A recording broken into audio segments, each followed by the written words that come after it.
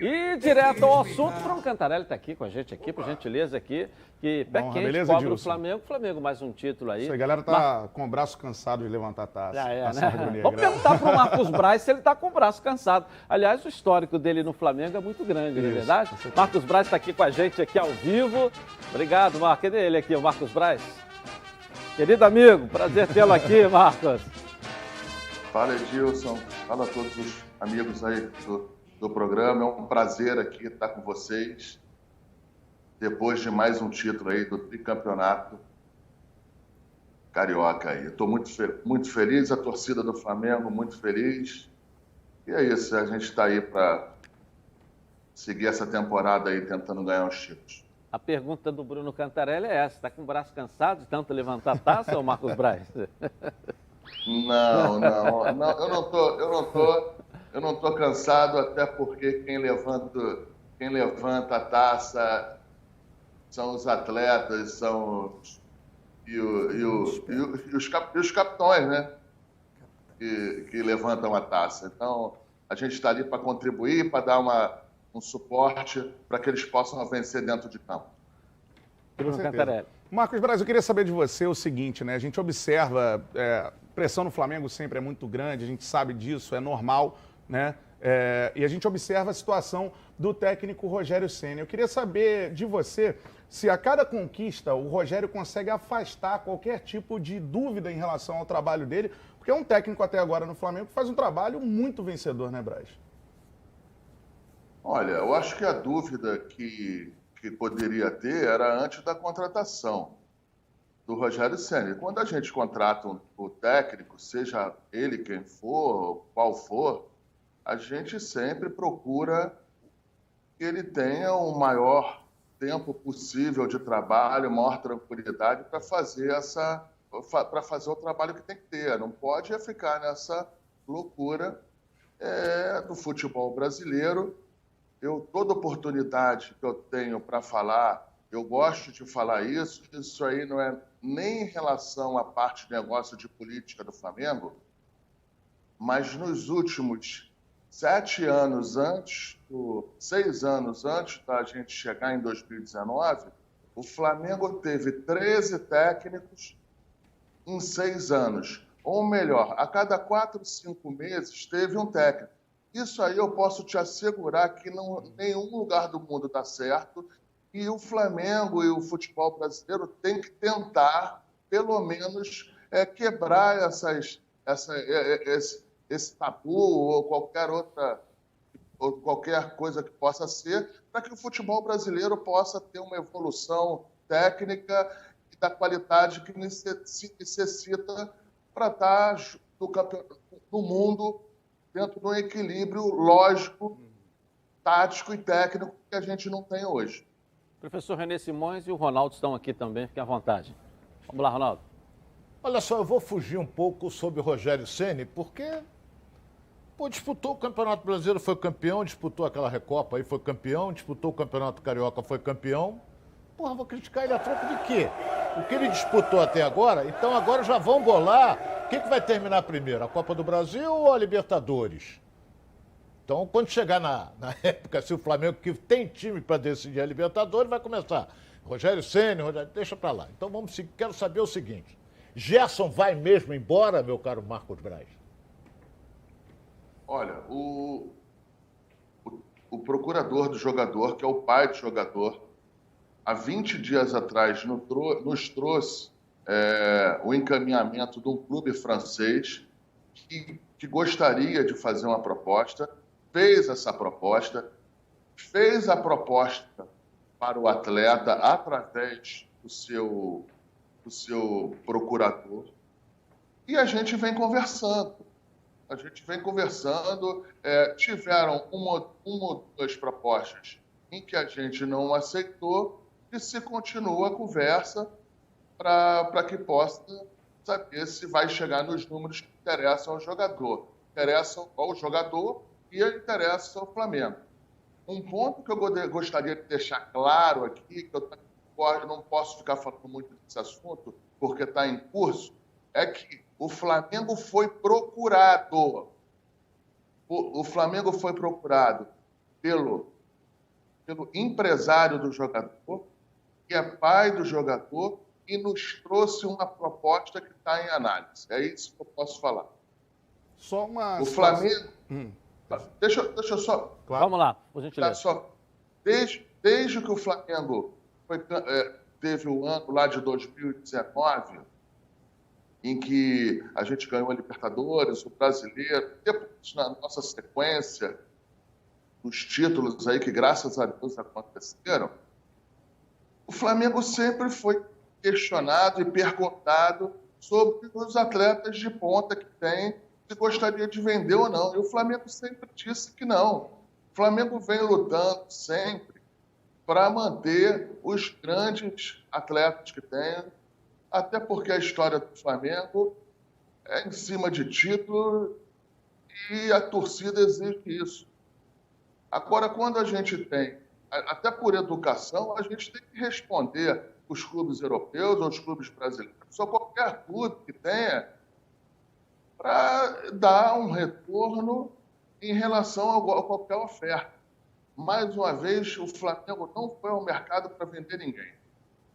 Tá certo. A pergunta que eu faço, Braz, desculpa insistir um pouco nesse assunto, eu sei que você pode falar pouco, óbvio, é uma negociação em curso. Agora, você citou uma proposta, né, que chegou ao pai do jogador, também ao Flamengo. E agora surge também o nome do Atlético de Madrid, o campeão espanhol. Existem hoje duas propostas em posse do Flamengo, existe uma proposta. É bom até para a gente esclarecer o que tem de verdade nessa situação. E outra, a proposta que chegou em termos de valores, ela é uma proposta interessante ao Flamengo? Olha, se a proposta fosse interessante, a gente tinha fechado há um tempo atrás. O Flamengo sempre respeita as propostas que recebe e se posiciona se quer ou não vender ou se quer alguma coisa a mais. Em relação a outros clubes, não, por enquanto, só tem um time francês que tem uma proposta firme para o Gerson. Agora, um ponto que eu quero lembrar é que a janela europeia está começando agora. Então, mais do que natural, se não tenha tipo de êxito esse final que o clube francês pretende, pode muito bem outros clubes virem aí depois querer saber números do Flamengo. Mas hoje não tem nada, não. Hoje o que a gente tem é uma proposta firme e o Flamengo está analisando. Professor René Simões. Marcos Braz, boa tarde, um prazer falar contigo. E você sabe que eu sou um camarada que observa muito o comportamento das pessoas. E além de te dar os parabéns, porque desde que você assumiu eu não vi ainda em nenhum momento você estressado, você afobado, você precipitado. Isso é uma qualidade. Da onde vem esse exercício? É exercício que você está fazendo? Alguma coisa que você colocou na tua cabeça? Porque as informações que eu tenho é que você não é tão calmo assim. Agora, no cargo, você tem sido absolutamente equilibrado, de um equilíbrio fenomenal, cara. Primeiro, eu quero agradecer as suas palavras aí em relação a mim. Eu acho que quando você está dentro de um cargo, o tamanho da exposição que você se submete, você tem que ter alguns cuidados e você tem que ter alguns posicionamentos, talvez, que você não tivesse no dia a dia. Isso nada tem a ver com você ser diferente, mudar, ou você não ser correto, ou não ser... ou qualquer outra situação. Eu sempre estou bem tranquilo nas entrevistas, eu sempre me preparo para as entrevistas, seja lá qual for. E mais do que isso, eu acho que o cargo de vice-presidente de futebol, que é o cargo mais importante do Flamengo, o cargo mais importante é o do presidente Rodolfo Landim, que é o grande presidente e é o grande comandante dessa caminhada toda. Ele faz a equipe dele E eu fui convidado aí há 2 anos e meio atrás para participar desse projeto. Estou muito feliz. Agora, né, aqui você passa por pressão o tempo todo. A pressão não é pequena. Eu posso te falar que é uma pressão até desumana. Se você não tiver uma tranquilidade, um pouquinho de cheiro no sangue, no dia a dia, você não consegue fazer o que tem que ser feito e nem determinar as ações que tem que ser feitas. Eu vou passar para o Bruno Cantarelli, mas eu só queria te fazer uma pergunta também, Marcos Braz, porque outros nomes surgiram, ou pipocam aí, de possíveis negociações, o que é normal de um time vencedor e com uma constelação de jogadores como tem o Flamengo hoje. Everton Ribeiro, qual é a situação dele? O Everton Ribeiro hoje não tem absolutamente nada. Teve uma proposta firme no começo do ano. Por a gente estar naquele final de temporada, naquele ano louco, na temporada louca, lógico, que só acabaria em fevereiro, março, a gente nem pensou em outra situação e não queria perder o Everton Ribeiro, faltando 10 jogos, 12 jogos para o final do Campeonato Brasileiro. Então, mas não tem absolutamente nada. Mas é como eu disse, a janela está começando a abrir agora, a gente não tem como prever o que vem pela frente. Tá certo. Ô Braz, dentro disso que você falou, dessa tranquilidade que o Flamengo observa o mercado, a gente sabe do momento em que a pandemia impacta financeiramente os clubes e com o Flamengo não é diferente, clube que tem uma folha salarial altíssima. Hoje o Rogério Ceni pediu reforços. Eu quero saber de você o seguinte, 2 em 1. A primeira, o Flamengo vai buscar um outro zagueiro, trouxe 3 jogadores, né? O Gustavo Henrique e o Léo Pereira ainda no ano passado, o Bruno Viana, né, nesse ano. O Flamengo precisa de um outro zagueiro nesse momento. E mais uma, surgem muitos nomes, especulações em relação a jogadores do futebol europeu. O Flamengo hoje tem caixa para trazer mais algum jogador do futebol europeu? Surgiu, por exemplo, Davi Luiz, enfim, algumas especulações. O Flamengo tem caixa hoje para contratar algum jogador nessa janela? Vidal, Arturo Vidal, enfim. Bem, primeiro eu quero dizer que todo técnico sempre pede reforço. Então isso aí não é o Rogério Ceni. Qualquer técnico pede reforço, qualquer técnico quer pedir mais musculatura ao elenco que tem. Então, assim, eu trato com muita tranquilidade o Rogério pedir reforço. Quanto a ter caixa ou não em relação a fazer contratações, a gente também fez contratações que não precisou de dinheiro no primeiro momento. A gente trouxe jogadores, por exemplo, ano passado com o Thiago Maia, que a gente não gastou nenhum real. A gente trouxe o Bruno Viana, a gente trouxe alguns jogadores. No começo da nossa gestão, a gente trouxe o Gabigol, e também o Flamengo, no primeiro momento, não gastou absolutamente nada. E depois, quando o Flamengo queria contratar de fato, ter o atleta por mais tempo, aí você precisava gastar o dinheiro para comprar o passe. Mas a gente vem com, tanto eu como o Bruno Spina, que é o meu grande parceiro nesse processo aqui, e o Rodolfo Landim, a gente analisa o que tem no mercado e você não necessariamente você traz jogador gastando dinheiro. É evidente que quando você bota o dinheiro na mesa, você minimiza os riscos porque você vai em cima do jogador que você quer. E às vezes, muitas vezes, quando você tem as ofertas de jogadores que você não precisa botar o dinheiro, às vezes não é o jogador que é a sua primeira escolha. Mas você calma aí, eu acho que a gente vem acertando nas contratações, na condução aqui do futebol do Flamengo. Vamos fazer com calma aí. E técnico é o que eu te falei, todo técnico quer mais reforço. Olha bem, o Marcos, eu estava ouvindo atentamente você é um dirigente vitorioso, isso aí todo mundo já sabe. Até o meu grande amigo e irmão, Kleber Leite, elogia muito. Agora, você tem mais acertos do que erros. seu grande erro foi na escolha do substituto do Jorge Jesus? Olha, na substituição do Jorge Jesus, tiveram situações complexas.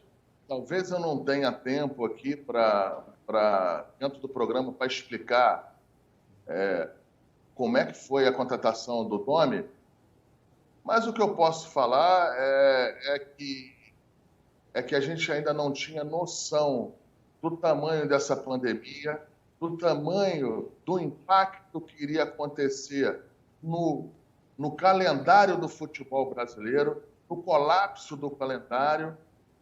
E se a gente soubesse que iria ter aquele colapso, talvez a minha escolha, talvez a escolha do Flamengo tivesse ser outra.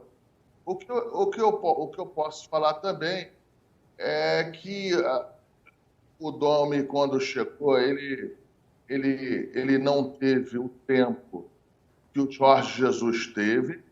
Eu não estou aqui comparando um aqui com o outro. Eu não estou querendo fazer qualquer correlação dele, qualquer outro técnico que teve aqui no Flamengo. A única coisa é que ele chegou uma segunda-feira, terça, e no sábado e domingo estava estreando no Campeonato Brasileiro contra o Atlético Mineiro.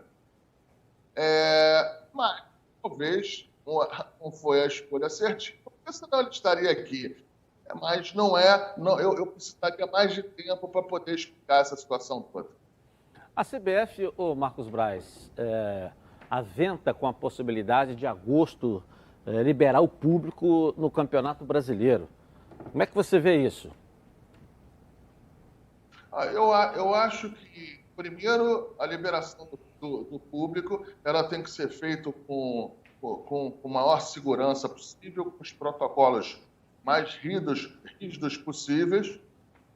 Eu acho que se isso é um norte da CBF, eu acho um acerto, até porque a gente tem que começar a romper o que está hoje aí, para que a gente possa ter uma tranquilidade, um segmento de vida normal daqui para frente.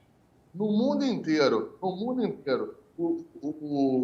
o público está voltando.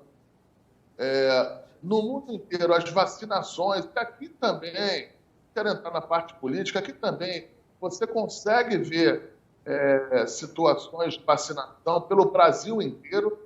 Como